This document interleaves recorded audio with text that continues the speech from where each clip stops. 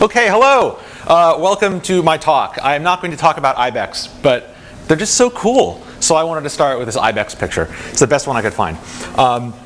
So I'm going to be doing lightning talks, more or less, and hopefully everyone has seen some lightning talks by now. And the way a lightning talk usually works is that someone gets up and they talk for 5 minutes, and this has a couple advantages, right? And one advantage is they can stay really excited and keep their energy up, and it's not like after 40 minutes of talking they start to slow down and become really boring. And the other thing that's great is that if they're a really terrible presenter or have a topic that was poorly chosen, they're done soon.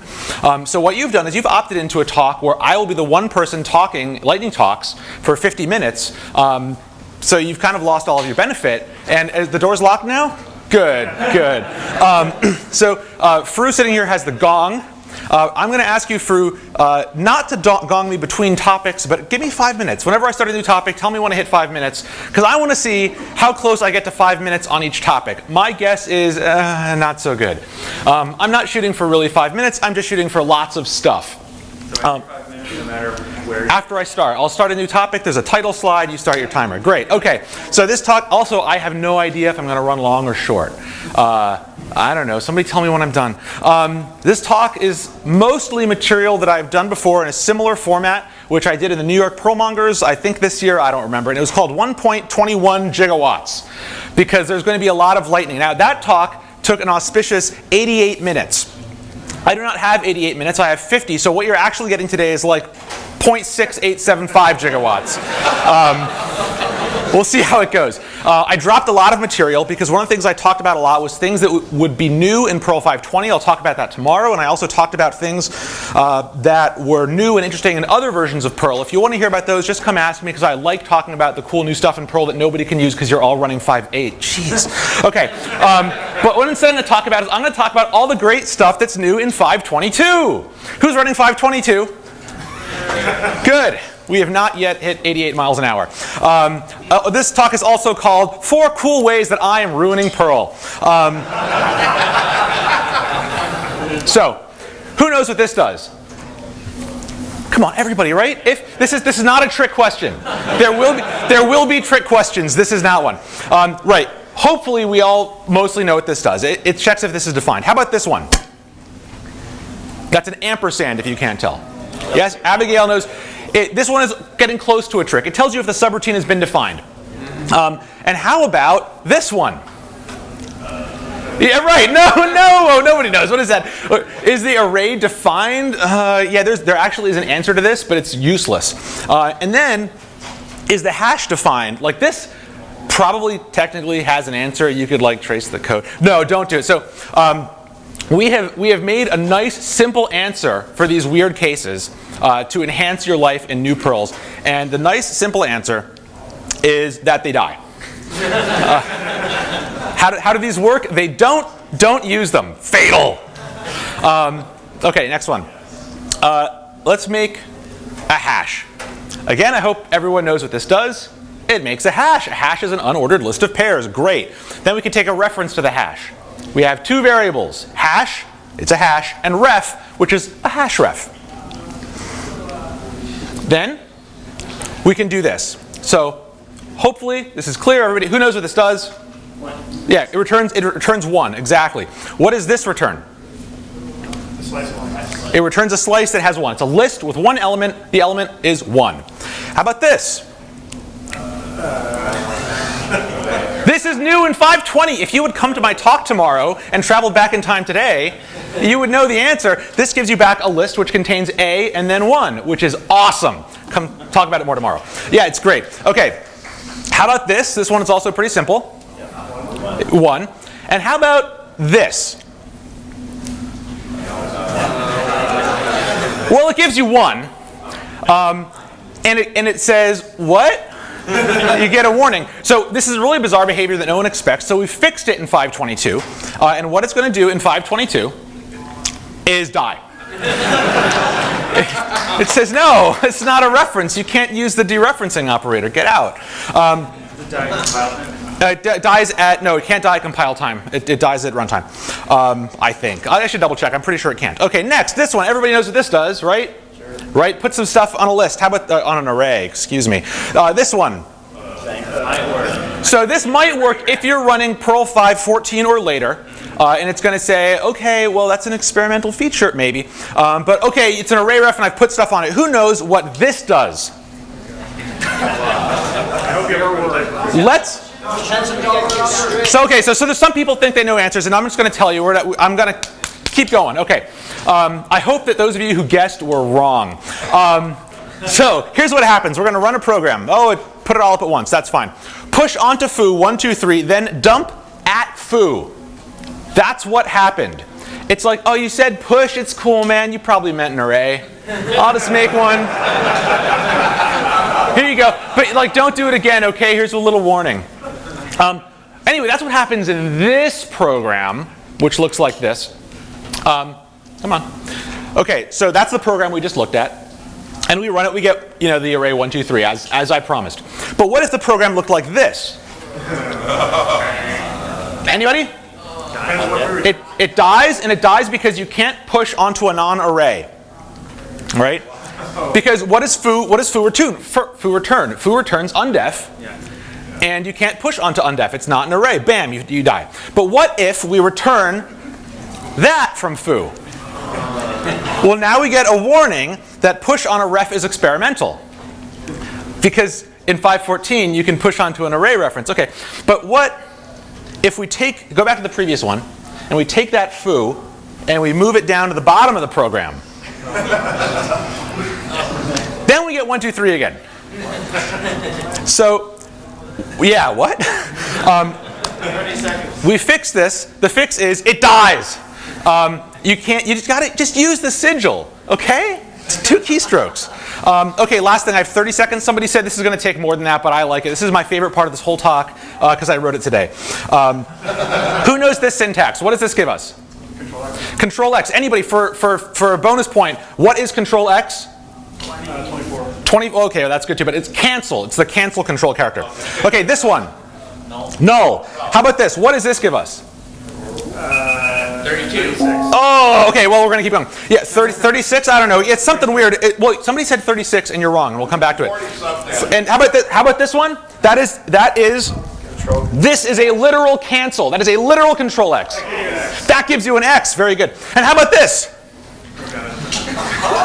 Okay, let's go through it. Right, so that's a cancel character. There's a null character. We got that. The next one does not give you character 36 or whatever you expect. It gives you the Grav accent. Who knows why? Nah, I don't know either. We get an X. And that last one, that's a puzzler, right? We got this the inverted Spanish question mark. And what does it give us? Well, I didn't know. So I ran the debugger. There's the debugger. And I said, hey man, can you tell me what this is? Because I have no idea and I really want to know. And I swear this is what happened.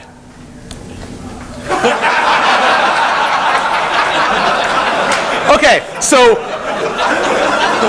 after I recovered from this, I said, okay, I know what happened here. What happened is the debugger was not expecting my terminal encoding. And I screwed around a little bit trying to fix it, and I couldn't fix it with literal typing into the program. And I didn't want to, I mean, this is awesome, but I didn't want to stop there. I wanted to show what you really get. So I did this. I said, okay, I want to make a string, and the string is going to start with a double quote, a backslash, and a C. Then character BF, right, we're in Unicode here, and that is the inverted question mark. And then a closing quote, and then I want you to evaluate it, okay? And tell me what's in there. So now I'm not going to get this crazy, under crazy 2 question mark thing. I'm going to get the real answer. I guess it's less mysterious. It's actually character 255. Wow. I don't know. So we fixed this. And what are you going to show me here? The same slide again. So now if you do this in Perl 522, it says, no, it's got to be a printable ASCII character. No space, no Control X. Like, come on, guys. Come on. Okay, that was the end of that first talk. I've already, I don't know how far I'm over. So let's reset and let's start on our next lightning talk. 5 great modules you won't believe you are already using. That you're not already using. I sometimes drop words for compression. Okay, so who has used listutil? Everybody, list util is great. List util has stuff in it like first, for getting the first thing out of a list that matches a predicate, or the minimum thing from a list numerically, or sum, and any, right? Tell me, just give me a Boolean whether anything in this list matches this predicate. I use it all the time. I use it almost every day. It's great. There's also list more utils. Okay, list more utils, as you might expect, has more utils. Amongst the more utils, and by the way, don't forget the S. Amongst the more utils are min-max, which gives you the minimum maximum, before, so give me the first element before the element that matches this predicate. Any, I don't know why any is here too. And unique. Unique is super, super useful. Just give me the string-wise unique elements from the array. So these are great. I use these all the time too. And often I'll use them both in a program, and then I hit a terrible problem, which is this. Anyone recognize the problem? The problem is that first comes from list util and first val comes from list more utils. There's a trick for memorizing this, which is to learn Ruby. The other trick is instead to use list all utils. It's all of them in one place, and you don't have to remember anything. Yay! So use it. Okay, that's number one. Number two. So I work at Pobox. It's a great company, and we write a lot of Perl. And I like having nice descriptive package names that I always know what they are. Like, so I use Pobox. Our database is IMAP account object. And then when I'm writing my code, I can't fit it in my 30-character terminal. But no, I mean it's like a lot of typing. It's way too wide and it's a pain in the butt. So there's and I don't. And then the people who say that's what's way too long, so we're just going to call those Fred. Say use Fred. Fred new. What's a Fred object? Oh well, you need to go refer to the translate. No man. So there's this thing called alias. You say, I want to use this module, but alias, and then you can just refer to it by a short name. You say used alias, and then from then on in your scope, you can say, I want the account, and you get the account. Awesome, that's aliased. Use it. My remote is not working really well. Okay, how about this? Okay, take a moment to read this. Who has done this? We want to read a gzipped file. And what's Abigail has done, of course Abigail has done it. And why? Because it's so easy. Right? It's like we're writing in a glue language. We want to read a gzipped file. We can just open a pipe to gzip or gzcat. Or we write a file out, we close it, we're done, and then we run system to gzip it. Right? This works. It's fine. Sometimes I don't want to work that way, and I want to work with a file handle for reasons. So how do you do it? Right? There's standard libraries for this, like io uncompress gunzip, and you can make this gunzipping file handle and read from it, or a compress gzip, and you can make that and start writing to it, and all the gzippage happens transparently without you thinking about it. There's a couple problems, like if you're used to using autodie, and by the way, you should use autodie, it's great. You use autodie, it's not going to help you. It's not going to affect any of the stuff you do with that, because now you're going to be calling methods on an object and not using built-ins. The other problem, which is somewhat more subtle, is that you note here I am using io uncompress gunzip and io compress gzip, which is great if you have Keynote open with a slide for reference. But if you don't, you're like, okay. I think it's io uncompressing gunzippage is the like you go through it over and over. Well, there's a thing called Perl io gzip. And while Perl io is a nightmarish hellscape, it does let you do stuff like say, I want to use the gzip layer. You open this thing with the gzip layer to read or to write, and it just works. You treat it like a normal file handle. You can use all your standard built-ins. It's great. I use it all the time now, and that's it. Perl io gzip in a slightly different color for some reason. Use it. Next. 1 minute. 1 minute. Oh goodness. Okay, let's see how we do. Okay. So there was a bug on this slide once. It's probably still there. Yeah, it's okay. So who sees the bug here? This is the bug should be here. Yes? You can't use at runtime. You can't use at runtime, yeah. So we've put a use inside of an if statement. If happens at runtime, use happens at compile time. The same thing like this, right? This isn't going to work. You can't put a use inside of an if. And so people go to like these crazy lengths of throwing evals and begin blocks. And it's no. Here's what you do. There's a module called if. Use if condition module. And it all happens at compile time. That's it. It's great. It's called use if. Seriously, use it. Okay, all right. Hopefully the next ones are shorter. I don't know. Okay, how about Distilla? Does anybody here use Distilla? Suckers. Okay, so you're like, I started a new Perl install and I want to use Dacilla. So you say, install Dacilla. And, you like wait. And after a while you get, poof, it didn't work. And you're like, dude, what didn't work? I don't understand. So you stare at it and you're like, there's just so much output. So section 4, enhance. Enhance. Enhance.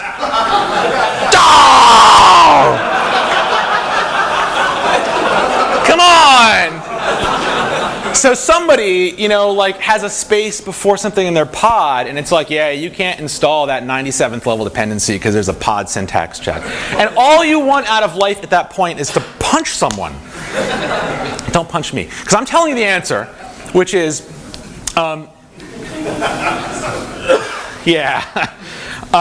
forgot about that build. Is that before you run that, you say this. When you run the tap harness, the thing that runs all the tests, use tap harness restricted, which is basically going to look at the tests and say, that one's dumb and I'm not going to run it. I don't even know how it works, but it works. David Golden wrote it. It's probably fine. It skips your pod syntax and your pod checks and stuff. And then, right, it just works. And you can get to work. Okay, so that's tap harness restrict. Wait, is anybody know this number? Bonus point? No, count leaves. Okay. All right. Now I'm going to tell you about some of my modules because I like them and they're fun. So I use system. Hopefully everybody uses system, at least a lot of the time, right? Like running Perl on Unix is great because it integrates well with the rest of Unix, and that means running stuff. And one of the ways that you run things in Unix is with system. And then you say okay, it didn't work if $hook is true, right? Fine, makes sense. Except what you really want to do is say in what way did it not work? So you say, okay, well, I need to bit shift over, and then I need to do some bitwise ampersandage, and I didn't check the top bit, and oh man, what's going on?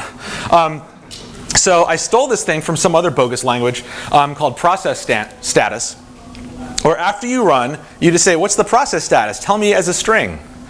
And I don't have an example. That's ridiculous. And it's going to say something like, oh yeah, it got killed by signal 8, or it exited 0, or it exited 1 and dumped core. So this, process status, totally great. I use it all the time. Oh my gosh, am I not done? Oh no, wait, we started a new topic. Great. So this, I get some stuff. Stuff I gotta do. I got stuff I gotta do. And then I sort it by priority. The problem is, when you put priority on stuff, it's like what you think is a good priority at the time. And you forget that when push comes to shove, you have real different priorities. Dude, if there's pie, I'm eating it first. Everything else is going to wait. I had to eat so much pie before this talk, and it worked because I had my priorities right. And you end up with all these exceptions to your sorting, and your sort routine no longer looks like it makes any sense. So I wrote this thing called sort by example.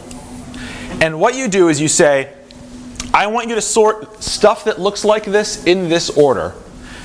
And if there's anything else, fall back to looking at priority. But pie first, then cake.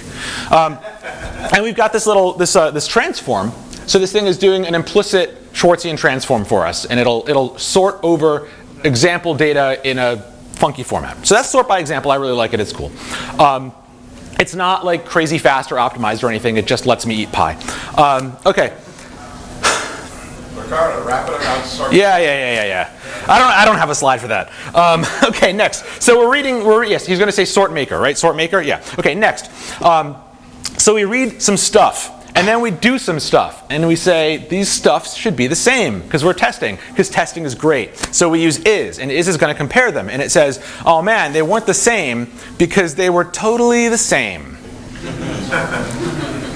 Okay, so then you go out and you eat some pie, and you come back and you look at it some more, and you say, I know what I'm going to do. I'm going to use that awesome module for test binary data, because I know that this data isn't just going to be ASCII strings, and it's going to say, here is a diff, and you look at that diff and you find the exclamation points that say here are the lines where there is a difference, and you see that what you have is using non-breaking spaces, and what you wanted had normal spaces. I would like to act like this is a super special purpose module. No, man, I use this all the time. That's test binary data. Great. Okay, next. I don't remember this one. I hope it's good. So, oh yeah, I do. Okay, great. So we open a file. It's going to be a lock file. And we open a lock file, and then we flock it. Great. Works fine. It works fine as long as we're in like a super controlled environment. But it might turn out that we're locking over NFS, which the standard device is don't. It might turn out that we want to use, so we say we're going to use SQL locks. SQL locks get released if your connection is interrupted, and my experience is that most pre-existing code does really crazy things managing its connections and tries to like reconnect quietly in the background while you're not looking. And unless you're really, really sure what's going on, it's going to like drop your locks, you're never going to notice, and then you're going to get 2 copies of everything. Because there's auto reconnect, right? And sometimes a really, really stupid hack is good enough for getting stuff done. So I wrote this thing called dbix locker, and you say I want a locker, and then you get a lock, right? Hey locker, give me a lock, and you get a lock, and it stays locked until the scope goes away. And it doesn't need to keep a flock or a file handle, and it doesn't need to keep an established connection to anything. It just shoves a row in a table, and then later it deletes it. Yeah, there's all kinds of problems, but you know what? It actually works really well, and I use it all the time. And I feel like a little gross and guilty when I use it, so I'm going to tell all of you to use it, so then you can tell me to keep doing it. Okay, I'm still going over, fine. Okay, so use less. Who here has used less? Yes, okay, Scott. Use less is a way to tell Perl to change how it is allocating resources. So for example, we want to use less CPU. Great, it'll work. Use less memory. Great, works. Use less stack. Really, really useful to be able to do that. Use less processes. Now there's a really big problem though with a less pragma. And well, there's 2, I guess. The first one is that it doesn't actually do anything. And Perl kind of throws it away. So there's that. But the bigger one is you can't say use less processes. Right? It's fewer. It's fewer. You want to be able to say use fewer processes. So I wrote fewer. It works. It works well. There's also use more if you want to use more stack, and we can talk about implementing that. But it exists. It works. You need to use Perl 5.12 or later for it to work, which is bizarre. But there you go. Okay, next. Do anything more than less? No, no. It does not do anything more than less. It is a subclass of less. Okay. All right, new topic, debuggers. Who has written their own debugger? All your hands should go up. No? Okay, we're going to do one right now. Debuggers are great, and they're really easy to do in Perl. So you can run the program like this in Perl, -big D. All right, -big D spot, and that turns on Perl's debugging facility, where it's going to do all kinds of crazy stuff to help you debug Perl. That's not what I want to talk about, because I don't know how it works. That's for when you have a debugging build of Perl. What I'm going to talk about is the little d.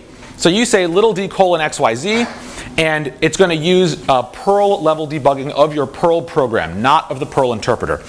So big D for Perl, little d for Perl. I hope it's clear. Next. So I run this, d colon stupid, because I wrote a stupid debugger, because that's the kind of code I write. And it's going to say, okay, what you mean by that is, first of all, turn on $P to the self-explanatory value of 1855. $P is a bit field that contains a set of debugging facilities that Perl provides that can be turned off and on independently. And 1855 is roughly equivalent to most of them. Here's a list of most of them. Here are the ones that you get with -P. I'm not going to go through what they are. The ones we care about are call a subroutine called db every statement, and put the source to everything you load in a variable called @_left bracket in the name of the file that you loaded. Right? It's Perl. I'm sorry. And here's our debugger. Okay? Or this is actually a profiler, but a profiler and a debugger are pretty similar. So we're going to make a package called db, because it's going to call db. And that means we need a package called db with a subroutine called db. And every time there is a statement run, this subroutine gets called. And it looks at the caller, and it says, okay, what's being called right now? That's how it finds out. And it says, unless the statement being run is from the file that is the program being run, skip it. So if you're running code in a module, I don't care. I'm only going to test the code running in your script. And if it is from that program, then emit a trace with devil line timer. And what is devil line timer? Well, it doesn't really matter, but I'll show you. It's got this routine called emit trace that gets told where it's coming from. It keeps track of the last place it got called. It pulls some source for the program. It gets a timer. It gets the code. And then it does a snapshot of the time between this statement and the last one. So every time it's running a line of code in your program, it gets the time between the last one and this one. Does that make sense? I'm not going to explain it if it doesn't. I've got to keep going, but it's nice to see you nodding. And then it prints out how long it took. So when you run this, every time it runs line 1, it prints out the time it took to get there from line 0, right? And it works its way down the program. And when you run it, you get some kind of output like this. Here's your program, and here's the amount of time on each line in your program. I've just shown you all of the code required to write your own debugger or profiler. That's it, seriously. It's cool, it's really cool. You can just write stupid debuggers to make funny things happen and put them in your friend's shebang lines. If you do that, I want to see them, so just send them to me. Okay, next, so we're saving time now. We're getting back to that lost time. Okay, I used to write tests until I learned this. Okay, so we have a lot of code. And something we don't always know is whether the code gets run, because there's not a test. And sometimes you're like, I'm going to write a test and exercise this patch of code and see that it gets run so I know that it works and it's tested. And sometimes you're like, So that's how I usually feel. So you find this code and it's like, okay, sometimes, maybe, probably not, some really hard to test code exists. So one way to test that this happens is to write coverage tests. But that's for suckers. The other thing you can do is throw in some syslogging or standard error, which is okay. But first of all, who reviews the standard error from their programs, right? Sometimes I do, but mostly it's a zillion occurrences of, dude, you used undef in plus, and I can't be bothered. And then it's okay, well, you know what we'll do? We'll put it in syslog, because you're not going to review syslog either. Or you could log it to a database. And then you're great, because you can just search. It's only going to be this stuff, and you can search the database. So the problem is, now you're talking to a database. So there's a whole new failure mechanism here, which is well, the database wasn't up, so this code does get hit, but you don't know it, and it doesn't work. So I wrote this thing, and it's called Alive, and we use it, and it's great. I mean, you'll see the code. The point here is not the code. The point is thinking about your problems this way. What Alive does is it sends a UDP datagram, and it says, here you said there's some annoying code. I'm going to send a datagram saying, on this date from this host, I entered the annoying code branch. And then, right, and this is it. It's the other thing to note here is, this is a whole thing to send datagrams. They're really, really easy. And a lot of people are like, oh, I don't really do networking code. I mean, networking code can be hard and complicated if it has to be good. But if it only has to work, it's really, really easy. And this works. But UDP is not reliable. UDP is reliable enough. So it sends a datagram, and then here's the whole server that receives it. It sits around listening for datagrams, and when it gets them, it writes them to a file. Now, okay, I've elided how we write to a file, but whatever, we can all write to a file, right? We use print or something.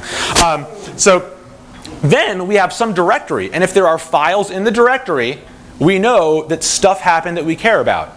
And if there are no files, nothing happened that we care about. There's no chance for failure. There's no blocking. There's basically no performance hit. There's no need to review, read or grep anything. It's just ls and you're done. Awesome. The book you want to read, by the way, for network programming in Perl, I love pitching this book, is Network Programming with Perl, which is 75 years old and still great.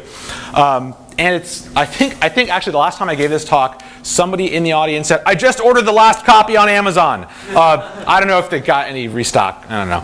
Okay, so next, forking. Talking about writing servers. Forking. So forking is great if your operating system can do it. I hope it can. Otherwise, this is not going to be a very interesting talk for you. But it's short, right? Okay, so here's a server I wrote. And here's what it does. Very, very important mission critical server. It's going to run 20 forks. So it says if fork. And if fork is going to skip to the next one if it's the parent. And if it's the child, it does stuff and then hangs around and then exits, right? So this is obviously a complicated service that we're running. Doing stuff is critical to our mission. But we're going to fork some stuff. And at the end, we're going to reap them all. So if this is not clear to you, take my word for it. But this is really, really basic forking server. And what's going to happen is we look at our memory usage here. And we see here's our parent. And here's all those children. And the memory is really, really low, and it's the same between all of them. All of it's in shared memory, right? So Perl, which takes like 1.7 megs of memory, is sharing all this memory between all the children. This is a super important Unix concept. The parent's memory can continue to be used by the children, and the private memory is the stuff that only each of them has. So our server, what was it going to do? Anybody remember? Stuff, right. So the stuff is probably some kind of highly optimized, efficient algorithm we're running in these. No. So what happens? Right. What happens is 25 megs in private memory for each fork. Right. So how many forks were there? There were 20. So we've now just used half a gig of RAM, and it's all holding the same stuff. Right. So how do you fix this problem? It's really easy. You take that require and you pull it out. So if you didn't know to do this, you're welcome. The problem is I do know to do this and I still screw it up. So what happened? Your memory goes back to nothing. Great, fantastic. And you see all the memory goes over to the left column, which is what we want. The problem is even though I know to put my require early, sometimes you forget, or something is getting loaded dynamically and you have no idea that actually all of your child servers are loading all this stuff into memory and like ballooning up your server until one day your system is like, how can you keep using my swap, man? So I have this thing called prefork. Oh no, I don't have prefork. Prefork belongs to Adam Kennedy. And prefork is a mechanism to say, I want to use this prefork. So I'm telling you now I'm going to use it. And if you are going to fork, load it immediately before you fork. Or if you know you're going to fork later, load it now. Okay? So this is great. I like it. It's good code. The problem is you have to know. You have to know what stuff you want to load. And I don't know that. I don't read my code. I just write my code. So how do you find out what stuff you need to do? I had a really good story here. And the problem was I had a server. I'm glad I remember this story. It would be really embarrassing. I had a server, and the server's running in production. And I made a really important bug fix to it. And I was like going to go to lunch. And I said, well, I'm going to push it now so all the libraries are deployed. And then when I come back, I'll issue a rolling restart across the farm. Right? And it'll load everything. But what I didn't realize is it was loading it in the child processes. So after all the children, while I was out eating pie, or cake, I don't know, whatever I had for lunch, when the children would hit their max requests and die off and it would start a new one, it would load the bug fix. And as you can imagine, the bug fix was a little buggy. So how do you prevent this? Well, one way is to make sure that you're loading this stuff early. So I have this thing called postfork inc. And what it does, I'll go through really quick, is it makes a callback. And the callback says, when you import postfork inc, it saves the PID of the process. And then anytime the callback is called, it doesn't do anything if it's the same process. If the callback is getting called from a new process, then it calls another callback with the file name that is being passed to it. And then it sticks itself into @inc. When you put code in @inc, it means that when you try to load a library, it calls that code. This code always fails to load the library. It says, I couldn't find it, and it goes onto the file system again. But in the event that you're trying to load a library after the PID has changed, which means you have forked, or like your mod Apache or something, then it will call your callback. And the callback is going to do something to tell you. I'm sorry, I can't tell you what it's going to do. We'll just have to keep going. No. And what it's going to do, you can do whatever you want. In my case, it uses alive, and it sends a UDP datagram. So I end up with this directory that starts slowly filling up with files saying, here's all the crap that you're loading post-fork. And I can look at it and see, whoa, some of these things are really, really big. I can switch in the pre-fork and slowly watch our memory utilization go down. It's like really, really bodged together. But like this kind of stuff, takes you about 1 hour after lunch. And you never have to worry about these problems again. And it's not like a well-architected enterprise solution, but neither, can I say this on YouTube? Neither is most Perl stuff that we use, right? It's like make it work, and it does. It's great. Okay, next. Yeah, this is what I found out. This is my list of, you're loading all this stuff after forking. Oh, man. Okay. Okay, let's talk about Git. Who uses Git? Yay! Who still uses CVS? All right. Who uses Subversion? Switch to CVS. We get more hints. Okay, so you can have aliases, right? And these are like commands that you run like git something, but they do something that's not included in core. They're great. These are mine. Not seen here is hist. So hist is one of my favoriteest things. I run this, I don't know, every 5 seconds. And what it does is it gives you a log of all of your Git branches squinched down and colorized as a graph. And you've probably seen parts of this before. But this particular set of switches I really, really like. It gives you this. So you can see, right, each head, and they're color-coded, and they're nice short lines. So I use this all the time. The problem is some of these branches are kind of long, right? So here's these 4 commits. All I need to know is the name of the branch for the most part. I want to see, a lot of the time, I want to see the topology of my repository. I don't care so much about every commit. I want to see what's it look like, what do I need to rebase, where do the merges happen. So that's Git, go back, Git hist. There's also, I wrote Git hists. It works for me. Maybe you want to rename it. And what that does is it squashes any linear runs of structure. So you get this. And it'll show you any named commit. And it'll show you all the branches. But like on the branches, it'll say, here's 6 commits. So this branch is 6 commits long. And then it merges. And you can skim the topology of your graph, or your Git repository, really, really quickly with this. What I want to emphasize here is how easy these things are to write. Hist, it's like 3 lines, right? Hists is more than 3 lines, but almost all of it is Perl, and it's just like look at the first couple characters in the line and like accumulate them if they're the same. Re-edit. So this is something I stole from Mark Dominus. Super awesome. And this next slide is going to have some profanity on it because I stole this from Mark Dominus.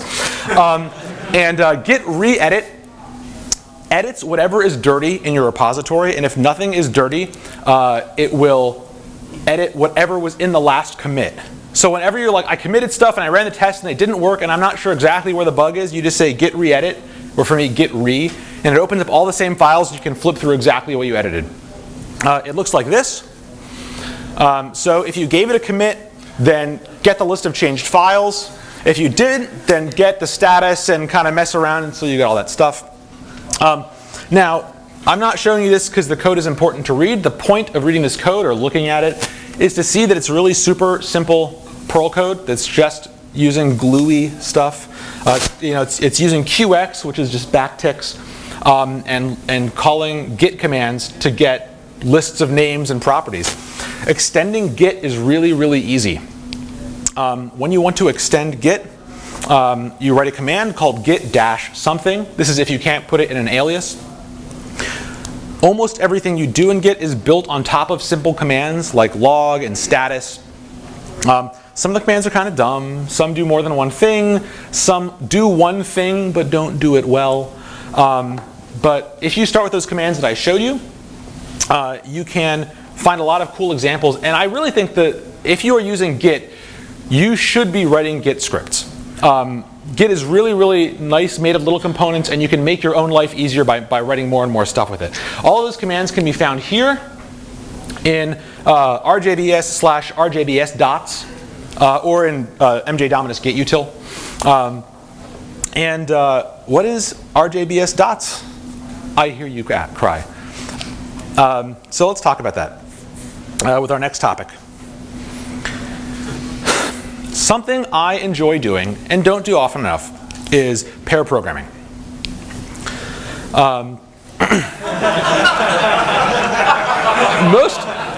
Most of the pair programming that I do, strangely enough, at least most of the programming I've done this year, pair programming, has been with this guy. This is Ingy.net, who sadly is not here with us today. I don't think that he's dead. I think he's just not here. And he really likes pairing a lot, like crazy pants much. And he wrote this program called PairUp. And the idea behind PairUp is that, like, I want to write some code, and my buddy wants to write some code, and we need like a neutral meeting ground for writing our code. So we like get some server in the cloud, and we both use it. So we're both going to write on this server, and that's great. Like, we can shell into it and use tmux and share stuff. And we get a brand new server every time, which means that if I don't really trust that guy because he looked a little weird, suspicious to me, then he can't see my files. And if we are working on something that totally screws up the box that we're working on, the box doesn't matter. We throw it away when we're done. And the user accounts all get created automatically. This is by PairUp. It installs all the packages that you both declare you need, like Vim, Emacs, Nano. And when you're done, they all get thrown away. And that's on GitHub, but that's not what I actually wanted to talk about. The thing that I wanted to talk about is that all these properties are great. Right? You have this instantly built, disposable server ready to use, except, dude, where are my dotfiles? Like, having Vim on the server is cool, but if it's not running my color scheme, like, forget it. It's got to be blue. Where's my .emacs? Yeah, I don't. It's in another castle, man. Like, it's got to be blue. It's got to be green. And if I start seeing that default, like, puce and purple Vim colors, we're just going to play board games instead. So I put them all in this repository called rjbs dots. And it's got all my dot files. But it's not actually all my dot files. Because some of them have things like passwords, or like programs that do stuff that are top secret, like organize my ibex pictures. And those I keep on a private server. And then I've got this program that Ingy wrote that will install them all. And it takes a list of repositories in the beloved YAML format.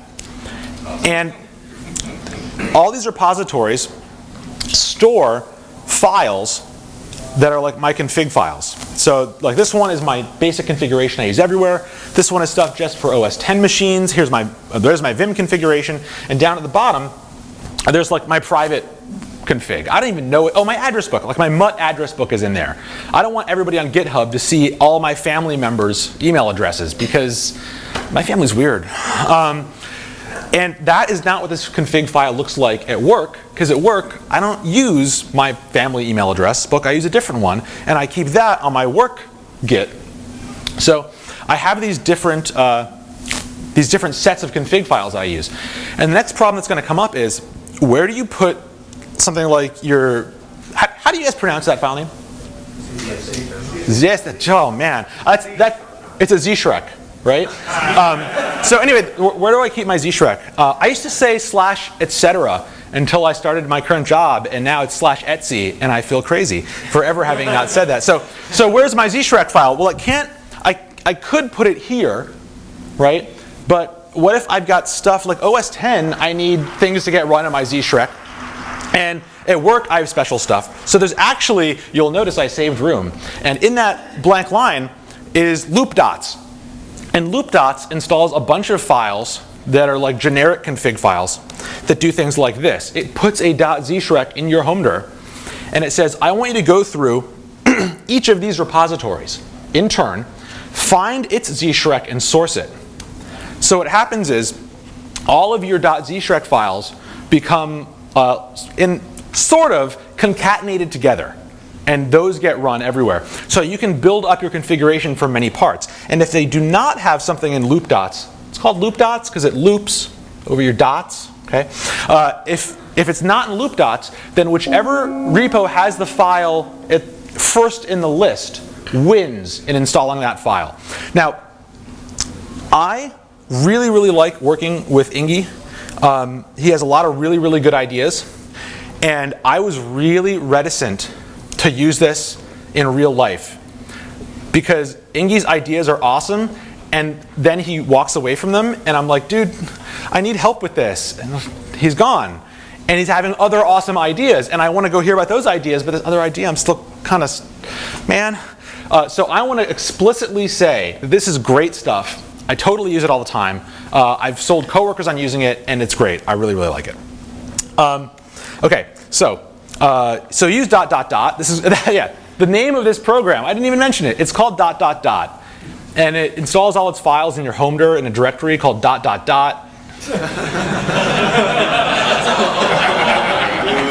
Sorry, I was that way when I found it. You can share all this stuff between all your computers, but you can customize the stuff that you want to customize. It works really well. It's very Unixy. You can split private and shareable stuff. And then you can share your config with everybody else. So like you can look at how I run mutt, except for my address book. And maybe you get to do more pairing, which is great, because pair programming is fun. Okay, next. How much time do I have in general? 3 minutes according to the schedule. For the whole thing? Oh my God! Is somebody in here after me? No. Oh, forget. Okay. So next I'm going to talk about.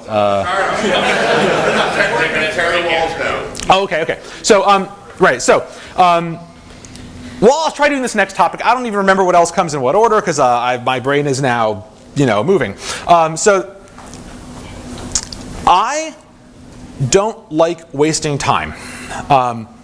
I waste a lot of time, but I feel really bad about it. And I don't want to not waste time at all because it's, I like wasting time a little bit. I want to waste less. And I've spent a lot of time, perhaps you could say I've wasted a lot of time, trying to figure out how to waste less time, like looking at productivity stuff. And I don't think of myself as like a productivity junkie who gets on every fad, because usually I look at every fad and I'm like, that fad's crap. That's not going to work for me. And I'm going to tell you about what worked for me. And I'm not telling you this because I think it's going to work for you. It might. I don't know. I have no idea who you people are or what you're like. But the way that I built this is with stuff that is within the realm of possibility for everybody. And these kind of solutions are things you should be thinking about. So there's a thing called the daily practice where you can go and you can say, I've got goals. I want to get some exercise, and I want to weigh myself, and I want to make sure I'm reading mail on Perl 5 porters for some reason. And I want to close tasks in my bug tracker, and I want to read a book, and I want to read another kind of book. And I say how often I want to do these, and then I say when I've done them. And so every day you can go to this and you can say, like, okay, I did this one, double click, and I did this one, double click, and I did this one. And it's a really great way to waste time, double clicking, right? Like, that's not useful, and it's not fun, and I just feel like a schnook. But it turns out I don't have to click on this stuff. Okay, so one of the things I want to do, and by the way, I'm really far behind on it, so you should don't give me a hard time, but maybe gently remind me I should really be getting more exercise. But I wanted to get more exercise, and one of these things here is spin my wheels, because mostly what I do is I cycle. And I can track all that with Runkeeper. Runkeeper is this website, and you tell it every time that you lift weights or go running or ride your bike. And it knows. So I tell it that I worked out. It tracks lots of useful information, like for how long, how many calories, where'd you ride? Did you ride with anybody? And that's really cool. And then this can find out. Or step on the scale and make sure you're keeping track of your weight. Well, my scale is connected to the internet, which is crazy. And this, I can go ask the internet, did you weigh yourself today? I could also say, are you losing weight? But then I would just feel terrible. But it can find out whether I'm weighing myself at all. Or are you reading your email? Well, there's this thing called IMAP, and it can go and look at how much new mail I have and how much old mail I haven't read. And are you closing bugs and reviewing tickets? Well, GitHub has a pretty cool API. And are you closing your tickets in your personal to-do list? Well, that's got an API too. And are you reading RSS? And are you reading books? And are you writing blog posts? And like there's stuff for everything. Everything has an API, and it's awesome. Now the thing, and I don't click anything anymore. Mostly, like if I have to make data for my productivity tracker, it's got other uses. Right? Stepping on my scale tells me my weight, but then there's a record that I did it. Recording that I went for a ride shows me where I rode, how long it took, and where the peaks and valleys are, and helps me figure out how to have a better ride. But it also makes a record. Recording the books that I'm reading on Goodreads tells my friends what I'm up to and helps me find other things that I want to read with people. But it makes a record that I've read them.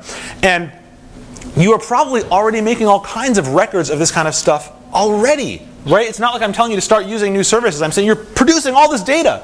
And so then, like every morning, I can get an email that looks like this, and it's like, okay, here's all the stuff you have to do today because you haven't done it lately, and your agenda says this is the order you have to do stuff in.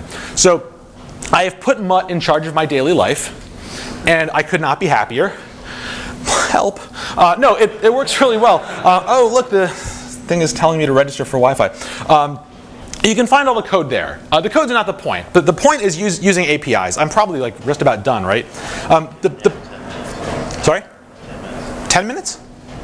I have 10 more minutes? No, you have 9 minutes. Oh, I have 9? No, actually, you have 9 minutes until the next talk starts. Oh, that's a different matter entirely. Okay. So They're going to tear the walls down. yeah, I got you. Okay, so this is what the code is. The point is not the code. The code is okay. No, the code's terrible. The code's fine. But the point is, all these APIs. I don't know what this is about. I had something to say about this. All these APIs are really easy, right? So like here's me just saying, how many things do I have in Instapaper? Please make sure there's fewer today than there were yesterday. And it's really easy. Like you get an OAuth token, and then you make some requests. I'm not going to talk about these. I didn't have much to say anyway. Yeah, right. This is what I want to say. Web service APIs have like filled me with new love and excitement of programming, because at first it was like I want to like pull posts down off Usenet and strip out headers and concatenate them and you decode them, and now I've got new pirated games, or whatever I was doing in 1994. I can't say either way. And then it's kind of like, well, I go to work and I make sure that the servers stay up. But this is, like I'm just taking stuff that other people wrote and it's all kind of crap, and I tie it together and it's awesome. So I really, really want to encourage everybody to look at the services you're using and their APIs. And the other thing to know is all the APIs suck. They're terrible. And they don't work right. Everything about them is painful until you start getting results. And then you're like, yatta! Okay. I'm going to stop there. I wrote some other stuff. This room that's not being torn down, you have 8 minutes. Oh, this room's not being torn down. Well, do I want to talk about this? Do I have 8 minutes? Well, first of all, you guys should feel free to go, because I'm over time. Next talk doesn't start till 3. The other thing, I'll talk really quick. I'm going to flip through this because it's really related and similar. The company I work at uses something called Liquid Planner. Does anybody here use Liquid Planner? Yeah, one person. Do you like it? Oh, okay. I really like it. It's a lot like Microsoft Project, how it should have been, right? So like you build a project plan, you can work through it, and everybody can just kind of go do their thing. It's great. And one of the things it has in it is timers, and the timers tell you, like, you pick a task that you're working on, and it records that time until you say you've stopped, and now it logs it, and you've got a timesheet. Awesome. But I always forget. I go to work and I like work on a whole bunch of stuff, and I'm done, and my boss says, "Why aren't you doing anything today?" And I say, "No, I wrote all this code. It's great." And she says, "Well, but you didn't log any time." And I say, "Oh." So you write a program, and the program like sends you an angry email unless your timer is running. And this is great, right? Well, it's not great because it's sending you email. Like, who even reads email? I don't. So it's going to send it to IRC, except, like, what if you're not looking at IRC? Wow. It could happen. Well, but you can't run IRC in cron, right? You can't have a cron job that's like, well, you could, but seriously, don't have your bot connect to IRC on cron. It's going to bug unless everybody's cool with it. But like if it connects in cron, it's going to be a problem.